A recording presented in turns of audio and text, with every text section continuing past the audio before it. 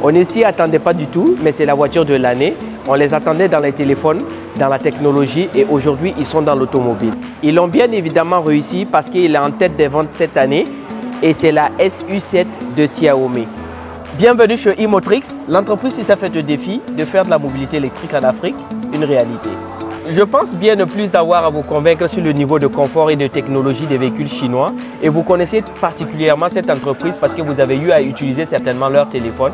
Et aujourd'hui, dans le secteur automobile, c'est tout à fait extraordinaire. Ce véhicule à vue d'œil a l'allure d'un véhicule de sport, mais honnêtement, à l'intérieur, on se sentirait dans une berline de luxe. Cette SU7 bénéficie d'un grand espace de stockage à l'arrière et on a même encore un box ici pour pouvoir stocker encore du matériel. On parle d'ici de vision à 360 degrés, de parking automatique, de conduite autonome, car vous savez qu'on est dans un domaine de technologie. La SU7 existe en deux configurations en ce qui concerne l'autonomie, une de 350 km et une de 510 km.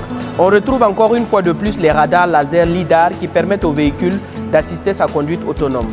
Avec trois configurations de batterie, une de 74 kWh, une de 94 kWh et une de 100 kWh, il vous faudra définitivement moins de 11 000 francs CFA pour faire un plein en Côte d'Ivoire avec ce véhicule.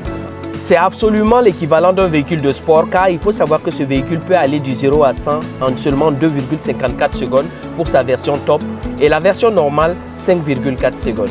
Notons encore le système d'accès au véhicule par reconnaissance faciale. Observons ici un petit écran pour les informations du conducteur, un grand afficheur central pour la navigation et le divertissement et vous avez même les pads pour pouvoir recharger les téléphones comme on a l'habitude avec les véhicules chinois.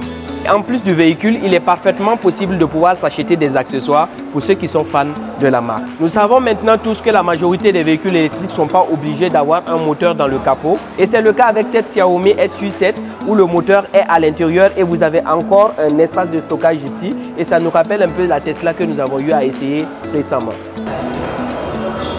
Comme vous venez de le constater, ce modèle bénéficie également de la fermeture soft des portières comme sur les Mercedes. Le temps de charge pourrait varier entre 15 minutes et 9 heures selon la taille de batterie et la puissance de votre chargeur. Et nous terminons bien évidemment avec le prix et il faut savoir que cette SU7 Xiaomi peut vous être offerte à partir de 25 millions de francs CFA livrés à Abidjan. Avec Imotrix, nous conduisons l'Afrique à l'électrique.